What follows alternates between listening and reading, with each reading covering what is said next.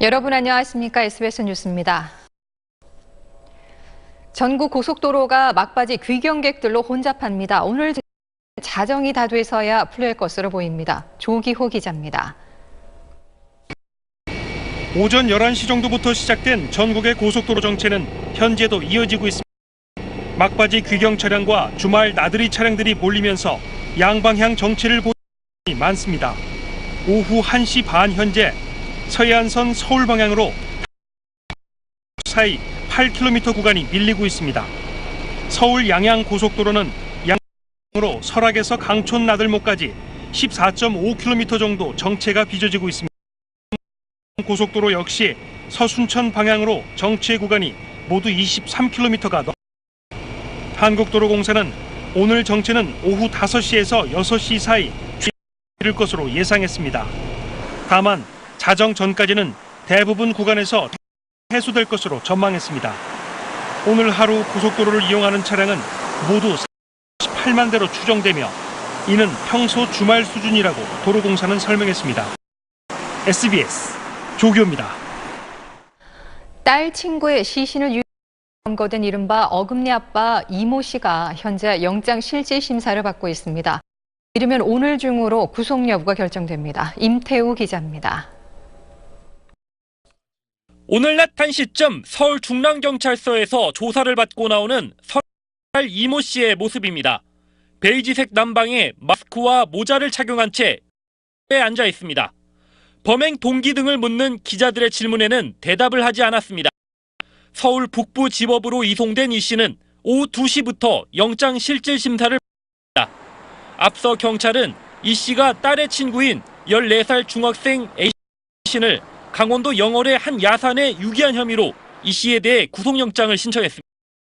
지난달 30일 실종 신고된 A양의 행방을 조사하던 경찰은 이 씨의 관성을 찾고 지난 5일 서울 도봉구의 다세대 주택에 숨어있던 이 씨를 검거했습니다. 당시 이 씨와 딸은 수면제를 과다 복용해 의식을 잃고 쓰러졌습니다.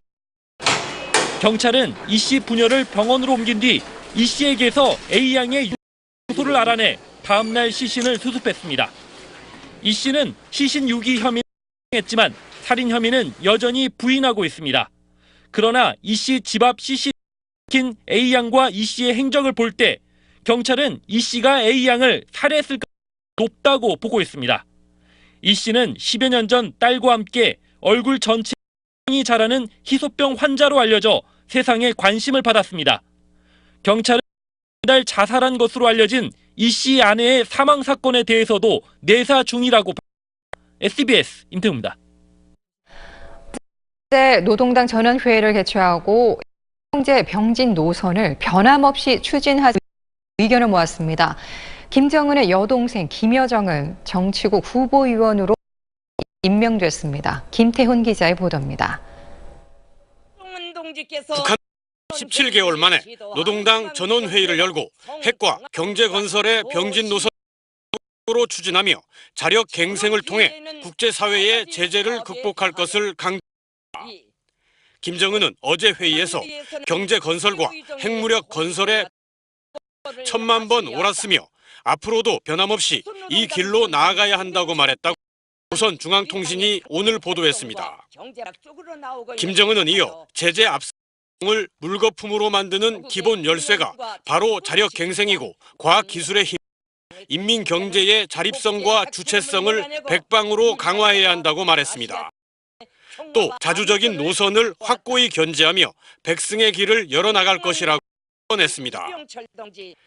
이런 발언은 국제사회의 대북 제재로 야기된 경제의 어려움과 주민들의 동요를 차단하기 위한 것으로 보입니다. 어제 전원회의에서는 노동당 주요 직위에 대한 세대 교체도 단행됐습니다.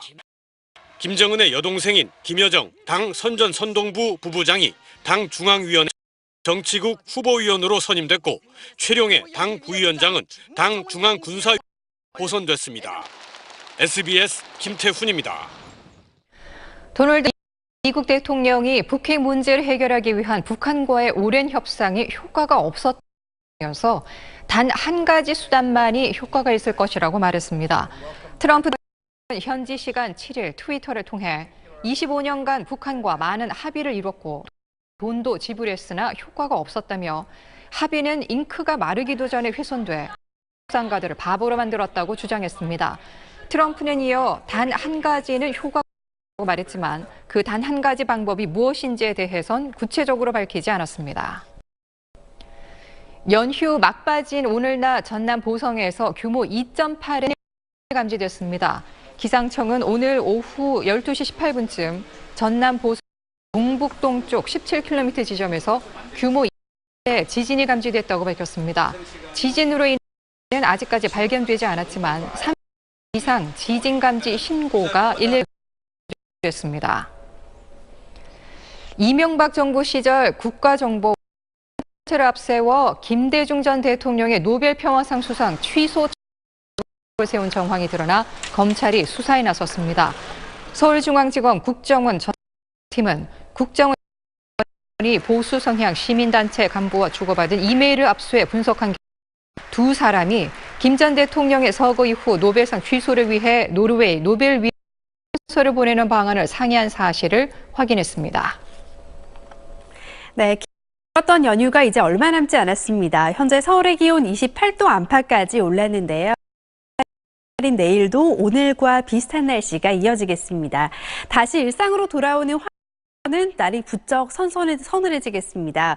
내일부터 화요일부터 수요일까지 중부는 비가 조금 내리겠고요. 이후로는 조금 더 쌀쌀해질 전망입니다. 지금 중부로는 구름이 조금씩 지나고 있습니다. 내일은 전국이 대체로 맑겠지만 안개가 강해지니까요. 오늘 밤부터 내일 아침 사이 운전하신다면 각별히 안전은 있습니다. 내일 서울의 아침 기온 18도, 대구 17도 안팎으로 출발하겠고 오늘보다는 조금 내려가는 곳이 많겠습니다.